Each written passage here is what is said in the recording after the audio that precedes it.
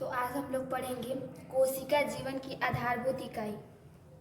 कोशिका दो प्रकार के होते हैं, मृत कोशिका और सजीव कोशिका। मृत कोशिका जो है कॉक से खोजा गया। किसने खोजा? रॉबर्ट हुक ने। कब खोजा? 1665 में स्वनिर्मित सूक्ष्मदर्शी के माध्यम से। सजीव कोशिका तालाब के जल से खोजा गया।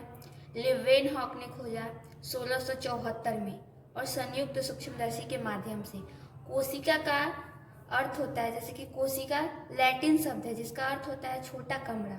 संख्या के आधार पर कोशिका दो होते हैं। पहला एक कोशिकीय जीव, दूसरा बहुकोशिकीय जीव। एक कोशिकीय जीव जैसे बैक्टीरिया यानी कि जीवाणु, अमीबा, पैरामीशियम, क्लेमाइडोमोनस, यूग्लिना। बहुकोशिकीय जीव जैसे फंजाई या कवक, पेड़ पौधे, जीव जंतु, इष्ट जो है अपवाद है। रॉबर्ट ब्राउन ने 1831 में कोशिका में केंद्रक का पता लगाया। जेई पुरकिंजे ने 1839 में कोशिका में स्थित तरल जैविक पदार्थ को जीव द्रव्य का नाम।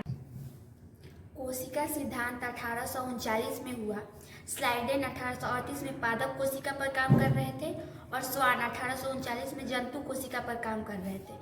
फिर रुडोल्फ विर्चो 1855 में आए, परिवर्तित करके उसको बोला कोशिका अपनी पूर्ववर्ती कोशिका से बनी होती है। 1940 में इलेक्ट्रॉन सूक्ष्मदर्शी की खोज के बाद कोशिका की जटिल संरचना तथा बहुत से अंगों को समझना संभव हो सका। सबसे लंबी कोशिका है तंत्रिका कोशिका, सबसे छोटी कोशिका है माइकोप्लाज्मा, सबसे बड़ी कोशिका है ओवम। मैक्स शुल्ज ने 1861 में बताया कि कोशिका प्रोटोप्लाज्मा का एक पिंड है जिसमें एक केंद्रक होता है। इस कथन को प्रोटोप्लाज्म मतवाद कहते हैं।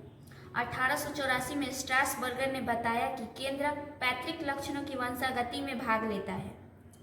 1931 में इलेक्ट्रॉन माइक्रोस्कोप का आविष्कार एम नॉल एवं ई रस्का द्वारा हुआ।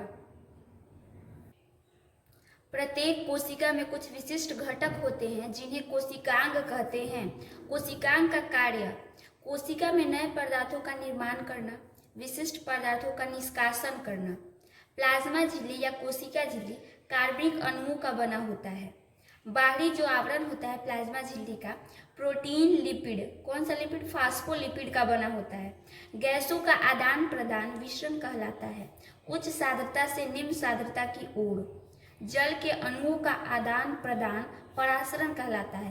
प्लाज्मा झिल्ली कुछ पदार्थ की गति को भी रोक देती है, इसलिए प्लाज्मा झिल्ली को वर्णात्मक पारागम या झिल्ली कहते हैं। विलय जो होता है जल प्लस शर्करा के अणु या नमक के अणु से मिलकर बना होता है।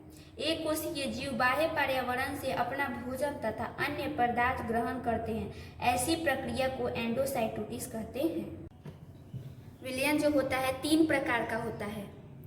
पहला अल्पराशरनदाबी, उसको तनु विलयन भी बोलते हैं। समपराशरी, साद्र विलयन या अति पराशरनदाबी। अल्प पराशरनदाबी में जल के अणु ज्यादा होते हैं और शर्करा के अणु कम होते हैं। समपराशरी में जल और शर्करा दोनों बराबर मात्रा में होते हैं और साद्र विलयन में जल के अणु कम होते हैं और शर्करा के अणु ज्यादा होते हैं। पादप कोशिका, कवक, जीवाणुओं में कोशिका भित्ति होती है। दृढ़ निर्जीव आवरण को कोशिका भित्ति कहते हैं। शैवालों की कोशिका भित्ति सेलुलोज तथा गैलेक्टेंस की बनी होती है। जीवाणुओं की कोशिका भित्ति पेप्टाइडोग्लाकेन की बनी होती है। जब किसी पादप कोशिका में परासरण द्वारा पानी की हानि होती है तो कोशिका झिल्ली सहित आंतरिक पदार्थ संकुचित हो जाते हैं। इस घटना को जीव द्रव्य कुंचन कहते हैं। पादप कोशिका सेलुलोज की बनी होती है। यह है केंद्रक। जैसे कि हम जानेंगे केंद्रक में क्या क्या होता है।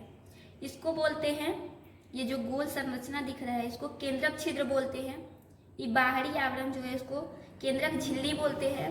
ये जो डॉट डॉट आपको दिख रहा होगा इसको केंद्रक द्रव्य बोलते हैं और ये गोल सा जो संरचना है इसको केंद्रक बोलते हैं। और ये जैसे धागे की तरफ दिख रहा है संरचना, इसको क्रोमेटिन बोलते हैं। क्रोमेटिन कोशिका विभाजन कर गुणसूत्र बनाता है। क्रोमेटिन डीएनए और प्रोटीन का बना होता है।